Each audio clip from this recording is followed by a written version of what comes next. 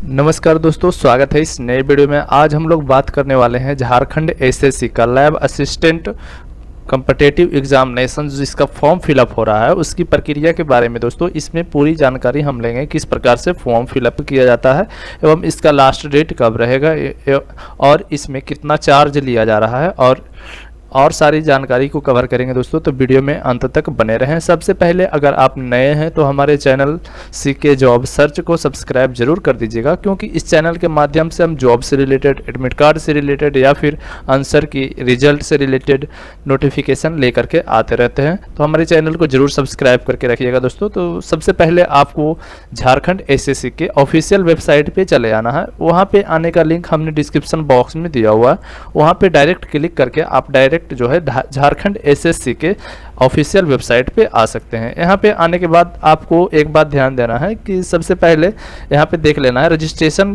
का जो starting date था वो 5/4/2023 को स्टार्ट हुआ था और रजिस्ट्रेशन का क्लोजिंग जो डेट रखा गया वो 4/5/2023 12 बजे रात को रखा गया। और यहाँ पे लिखा हुआ है लास्ट डेट फॉर पेमेंट, यानी कि जो पेमेंट लेने का लास्ट डेट रहेगा वो 6/5/2023 12 बजे रात्रि तक रहेगा। और इसका फ़ोटो और साइन जो अपलोड कर सकते हैं वो 8 तारीख 5वां महीना 2023 तक अपलोड कर सकते हैं। और अगर फॉर्म भरने में कोई मिस्टेक हो जाता है तो आप जो है इस डेट को सुधार सकते हैं। 10/5/2023 से लेकर 12/5/2023 तक आपका जो है एडिटिंग का डेट देगा दोस्तों। और यहाँ पे एग्जामिनेशन फ़ी के बारे में बताया गया है। तो एग्जामिनेशन फ़ी आपका जनरल के लिए, जनरल एवं ईबीसी, ईडब्ल्यूएस, BC2 के लिए 100 रुपये चार्ज लिया जा रहा है। और यहाँ पे SC ST के लिए जो है 50 रुपीज़ चार्ज लिया जा रहा है। अब PH यानी कि जो विकलांग कैटेगरी में आते हैं, किसी भी प्रकार के हो, 50% 40%, उसके लिए कोई भी फ़ी नहीं लिया जा रहा है। तो सबसे पहले आपको अप्लाई करने के लिए आपको यहाँ पे दिख रहा होगा अप्लाई ऑनलाइन वाले ऑप्शन पे क्लिक कर देना है। जैसे ही आप वहाँ पे क्लिक कीजिएगा आपके पास कुछ इस प्रकार का इंटरफेस खुलेगा। यहाँ पे लिखा हुआ रहेगा कि अगर आपने झारखंड एसएससी 2022 में रजिस्ट्रेशन किया है तो यहाँ पे आपको यस कर देना है, अगर नहीं किया है तो यहाँ पे नो कर देना है।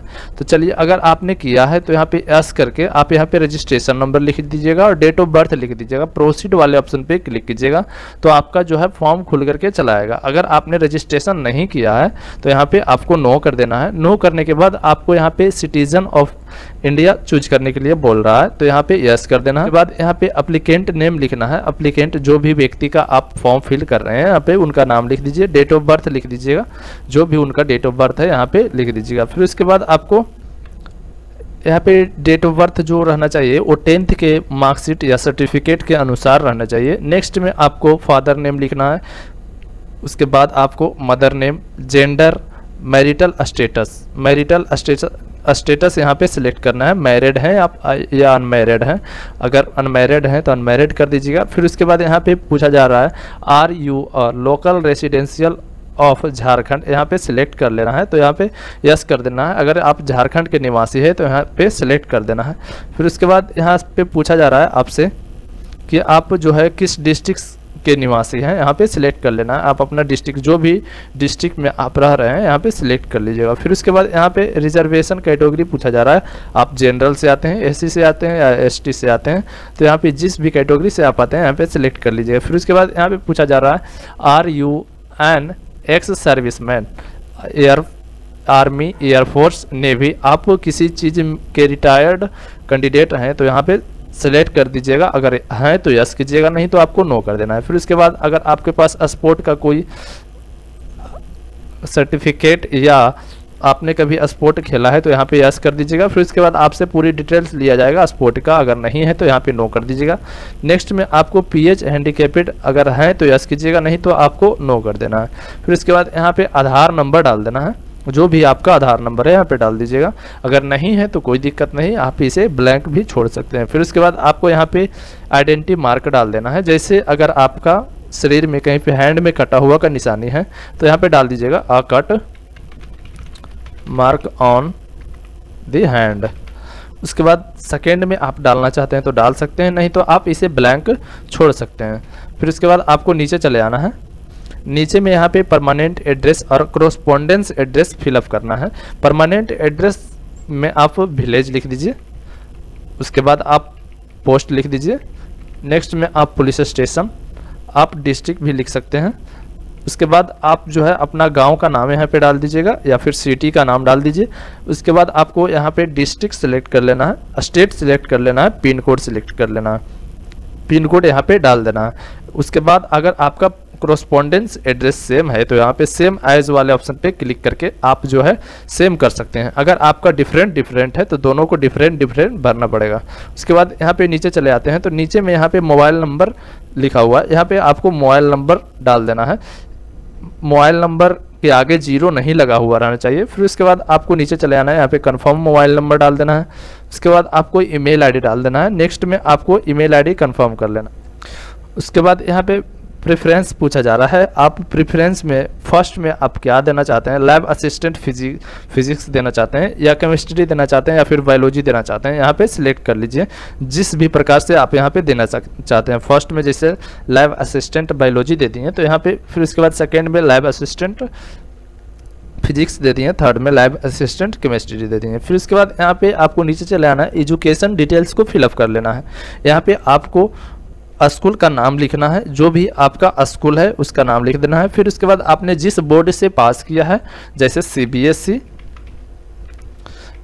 जिस भी बोर्ड से आपने पास किया है यहाँ पे डाल दीजिएगा। उसके बाद आपने कब पास किया है, 10th, उसका डिटेल्स यहाँ पे फिलअप कर देना है। आपका टोटल कितना नंबर, कितना परसेंट था 10th में, यहाँ पे डाल देना है। फिर उसके बाद आपको नीचे चले आना है, यहाँ पे 12th का डिटेल्स पूछा जा रहा है। 12th का डिटेल्स में आपको स्कूल का नाम यहाँ पे डाल देना है, फिर बोर्ड का नाम डाल देना है, फिर पासिंग ईयर आपका कितना परसेंट था यहाँ पे डाल दीजिएगा जैसे।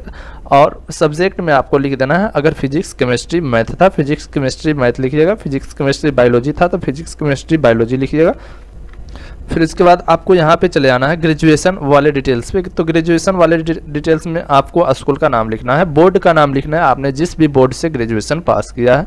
फिर उसके बाद यहाँ पे पासिंग ईयर पूछा जा रहा है, पासिंग ईयर यहाँ पे डाल दीजिएगा। उसके बाद यहाँ पे आपका कितना परसेंट था ग्रेजुएशन में वो यहाँ पे डाल देना है। आपका सब्जेक्ट कौन सा था, ऑनर्स सब्जेक्ट यहाँ पे सिर्फ आपको डाल देना है। उसके बाद नेक्स्ट वाले ऑप्शन पे क्लिक कर देना है।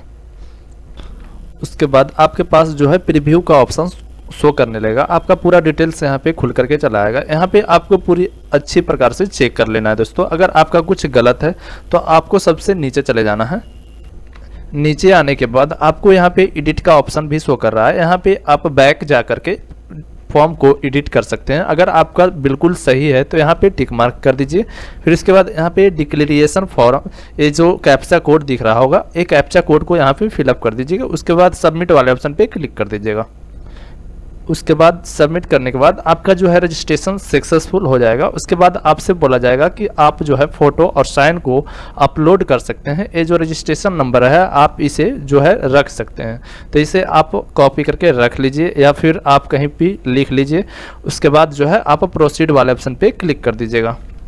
जैसे ही आप प्रोसीड कीजिएगा आपके पास जो है लॉगिन का ऑप्शन शो करेगा। यहाँ पे आपको रजिस्ट्रेशन नंबर डाल देना है जो रजिस्ट्रेशन आपका हुआ है।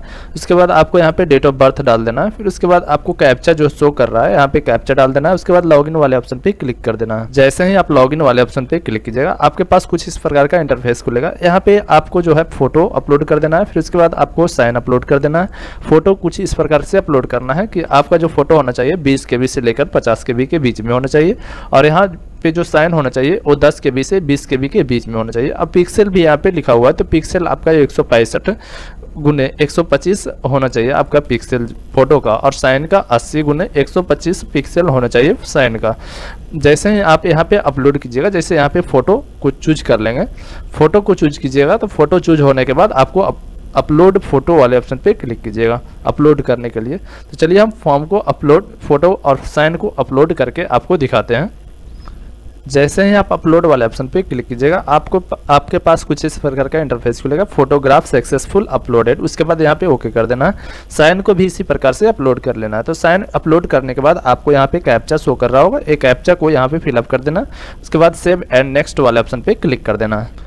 उसके बाद आपके पास कुछ इस प्रकार का इंटरफेस खुलेगा। यहाँ पे आपका जो है सबमिट यहाँ पे लिख रहा है your online registration process is complete for the post of lab assistant, your registration number is, यानी कि रजिस्ट्रेशन नंबर यहाँ पे दे दिया गया है। आपका जो है रजिस्ट्रेशन कंप्लीट हो गया है। यहाँ पे जो है आप एप्लीकेशन फॉर्म को रख सकते हैं। आपका जो है फॉर्म फिलअप हो गया है। तो अगर वीडियो अच्छा लगे दोस्तों तो वीडियो को लाइक कीजिएगा और चैनल को सब्सक्राइब जरूर कर लीजिएगा, क्योंकि हम इस चैनल के माध्यम से बहुत सारी जानकारी देते रहते हैं दोस्तों। तो चैनल को सब्सक्राइब जरूर करके रखिएगा ताकि और सारे एडमिट कार्ड से रिलेटेड या फिर आंसर की से रिलेटेड नोटिफिकेशन आपके पास जाता रहे।